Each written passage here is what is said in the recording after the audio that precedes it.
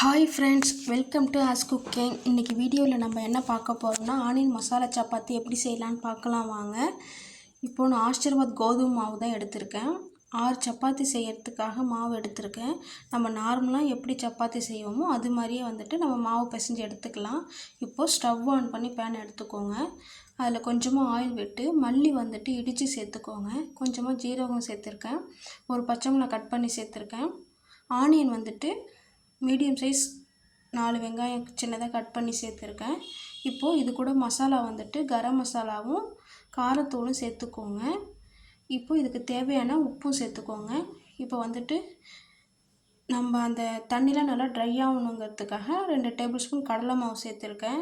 நல்லா மிக்ஸ் பண்ணதுக்கப்புறம் மல்லித்தலையும் எள்ளும் நம்ம இது கூட சேர்த்துக்கலாம். என்கிட்ட இல்லை, அதனால் நான் இப்போ சேர்க்கலை. இப்போது நம்ம சப்பாத்தி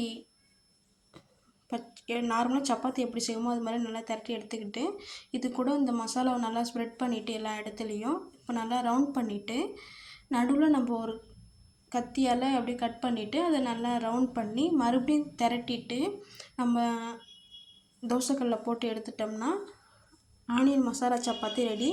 இந்த மாதிரி ஒன் டைம் ட்ரை பண்ணி பாருங்கள், சூப்பராக இருக்கும். ஸ்கூல் போகிற பசங்களுக்கும் இந்த மாதிரி செஞ்சு கொடுங்க, நல்லா விரும்பி சாப்பிடுவாங்க. இந்த வீடியோ பிடிச்சிருந்தால் லைக் பண்ணுங்கள், மறக்காமல் சேனலை சப்ஸ்கிரைப் பண்ணிவிடுங்க ஃப்ரெண்ட்ஸ். தேங்க்யூ.